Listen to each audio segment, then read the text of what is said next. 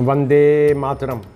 पिछले 2 एपिसोड साहिब श्री गुरु नानक देव जी महाराज को समर्पित किए हैं। उसी कड़ी में यह तीसरा एपिसोड भी समर्पित है साहिब श्री गुरु नानक देव जी महाराज जी को। इंदौर से साहिब श्री गुरु नानक देव जी महाराज उज्जैन नगर पहुँचे थे और क्षिप्रा नदी के तट पर इमली के वृक्ष के नीचे कुछ दिन विश्राम किया। पास में ही उज्जैन के राजा भर्तृहरि, जो कि राजा विक्रमादित्य के बड़े भाई थे, बैरागी त्यागी योगी बन गए थे, उनकी गुफा थी।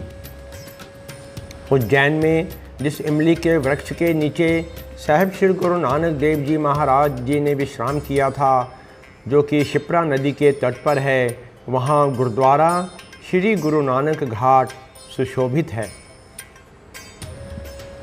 योगी भर्तृहरि जी ने जब साहिब श्री गुरु नानक देव जी को अपने शिष्य मर्दाना जी के साथ गुरुवाणी गायन करते सुना तो प्रसन्न होकर साहिब श्री गुरु नानक देव जी से मिलने पहुंच गए।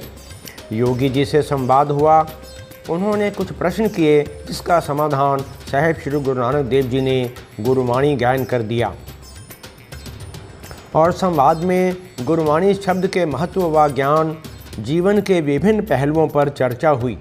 कुछ समय तक साहिब श्री गुरु नानक देव जी भर्तृहरि योगी जी के पास ठहरने के बाद अजमेर की ओर प्रस्थान कर गए थे।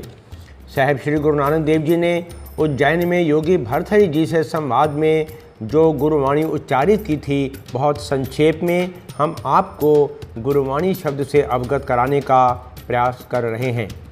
साहिब श्री गुरु ग्रंथ साहिब में पृष्ठ 223 पर राग गौड़ी में अंकित शब्द अध्यात्म कर्म करें ता साचा, मुक्त भेद क्या जाने काचा, ऐसा जोगी जुगत विचारे, पंच मार सच उड़तारे। अर्थात वही मनुष्य योगी कहलाने का हकदार है जो जीवन जीने की कला समझता हो, और वह कला है 5 विकार काम, क्रोध, लोभ, मोह व अहंकार को नष्ट कर सदा स्थिर रहने वाले प्रभु पिता परमात्मा को हृदय में बसाता है। दूसरा गुरुवाणी शब्द, जो कि श्री गुरु ग्रंथ साहिब में पृष्ठ 223 में ही राग गौड़ी में अंकित है।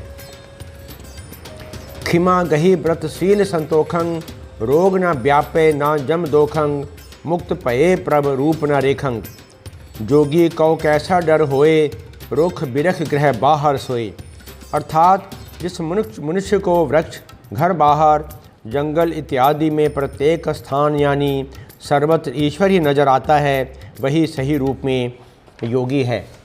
और योगी के जीवन में मोह माया कभी हावी नहीं हो सकती, और ना ही माया रूपी दुनिया से उसे किसी प्रकार का कोई भय है, जिससे डरकर भय से वह गृहस्थ जीवन का त्याग करता है।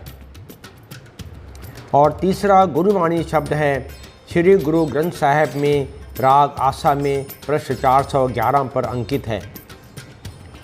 उत्तर अवकट सरवर नावे, बके न बोले हर गुण गावे, जल आकाशी सोन समावे, रस सत चोल महारस पावे। ऐसा ज्ञान सुनो अब मोरे, भरपूर तार रहया सब ठौरे। अर्थात हे भर्तृहरि योगी, जो मनुष्य अहंकार आदि की दुर्गम घाटी से उतरकर सत्संग के सरोवर में स्नान करता है, जो बहुत व्यर्थ नहीं बोलता और परमात्मा के गुण गाता है, वह मनुष्य इस प्रकार उस आत्मिक अवस्था में टिका रहता है जहाँ धन संबंधित ललक नहीं उठती। जैसे समुद्र का जल सूर्य की मदद से ऊंचा उठकर आकाश में उड़ान लगाता है, वैसे वह मनुष्य शांति रस को मथकर नाम रूपी महारस पान करता है। हे मेरे मन, परमात्मा के साथ गहरे संबंध बनाने की यह बात सुनकर परमात्मा सर्वत्र व्यापक है और सर्वत्र सहारा दे रहा है। अगला एपिसोड महान योगी राज भर्तृहरि जी को समर्पित है। विनम्र अनुरोध है, कृपया उसे भी आप अवश्य सुनिएगा। जय हिंद।